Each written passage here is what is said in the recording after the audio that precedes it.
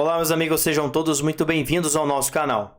O relator na Câmara dos Deputados ignorou o Supremo Tribunal Federal e propôs uma ação que pode beneficiar Jair Messias Bolsonaro, que hoje está internado e que brevemente, graças a Deus, vai sair e vai representar muito bem o povo de bem, trabalhador, o povo conservador, que quer uma única coisa: um país bom, um país próspero para todos. Pessoal, é o seguinte, o deputado Alfredo Gaspar do União, relator de um pedido apresentado pelo PL, recomendou nesta quarta-feira, dia 30 de abril, o arquivamento temporário da ação penal movida contra o deputado Alexandre Ramagem, investigado por tentativa de golpe de Estado. Mas o que Jair Bolsonaro tem a ver com isso?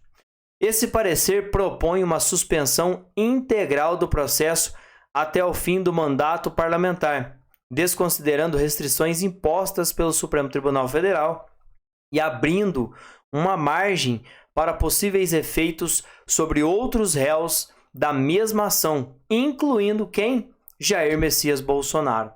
A Constituição permite que o Congresso suspenda processos penais contra parlamentares por atos praticados após a diplomação. Entretanto, o Supremo Tribunal Federal, por meio da decisão da primeira turma, havia determinado que apenas 2 dos 5 crimes atribuídos à Ramagem poderiam ser suspensos. Um deles é o dano qualificado e deterioração do patrimônio tombado, ambos ocorridos após a sua posse como deputado.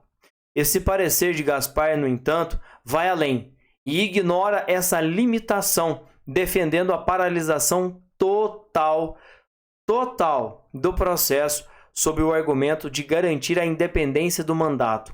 Em seu texto, o deputado afirma que a ação penal representa uma ameaça à atuação legislativa e que Ramagem estaria sendo alvo de uma possível injustiça com indícios frágeis apresentados pela acusação.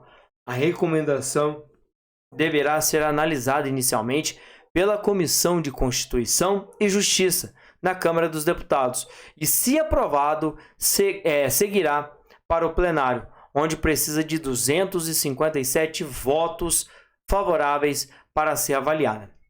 Então, dentro desse conjunto, existe uma possibilidade de toda a acusação contra Bolsonaro ser congelada. Isso beneficiaria muito o nosso capitão nesse momento, que também já está na corrida eleitoral para poder começar a levantar nomes, a fim de que nomes para a próxima eleição já estejam cogitados, caso ele não consiga estar à frente aí do seu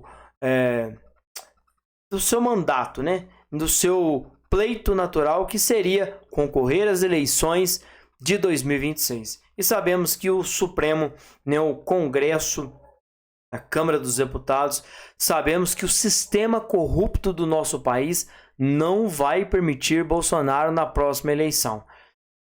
Todos nós queríamos, tomara que isso aconteça, mas a insistência do sistema em não querer Bolsonaro na política, gente, é muito grande. E aí, Alexandre de Moraes não compareceu ao Senado Federal.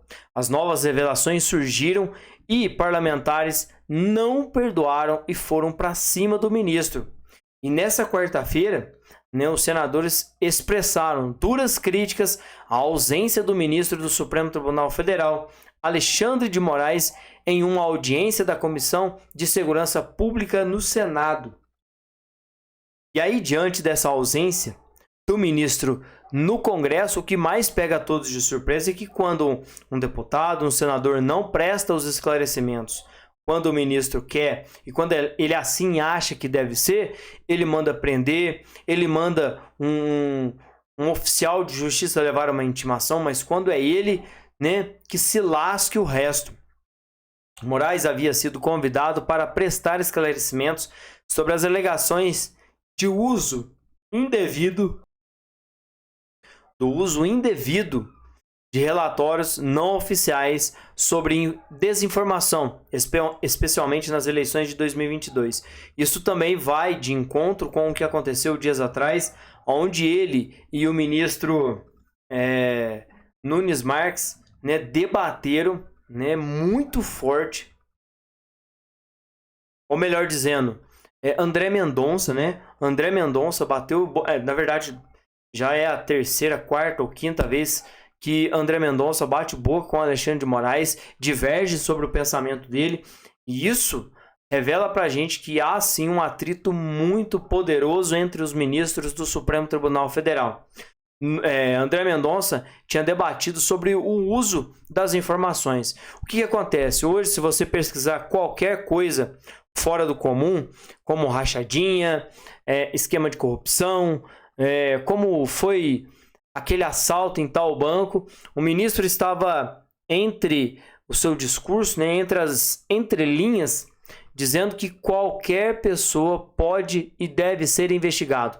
E aí, se eles contatarem que você está pesquisando coisas que não deveria, né?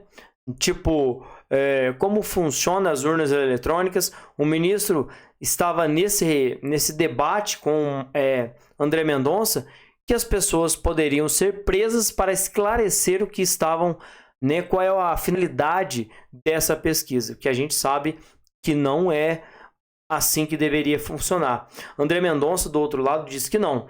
Uma pessoa, em alguns casos, algumas pessoas que ainda não começaram a ser investigadas, de fato, na justiça, elas são monitoradas para saber, né, o que está acontecendo e qual direção tomar, mas ali já existe um posicionamento para que essas pessoas sejam investigadas, né, sem antes entrar o trânsito em julgado.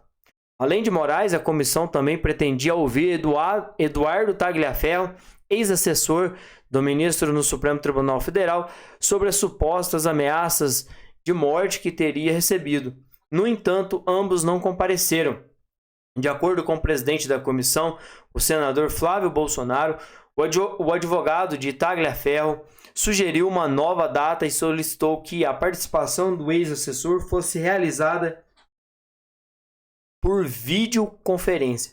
Ele disse dias atrás, que o medo de sair de casa e vir à tona onde ele está e como ele conseguiu chegar até o Supremo, o Congresso, que seja, para depor, de que ele não pudesse chegar até o final com vida. Olha isso. Então ele pediu uma realização dessa participação por videoconferência. Não houve confirmação sobre qualquer justificativa enviada por Alexandre de Moraes. A ausência do ministro provocou reações contundentes de membros da oposição. O senador Magno Malta criticou severamente Moraes e classificou como uma figura arrogante e nociva à democracia em tom exaltado, e Malta afirmou: "Isso é uma vergonha e nós não podemos aceitar. Nem para dizer, olha, cambada de otários, não vou." Mas foi isso que ele disse nas entrelinhas.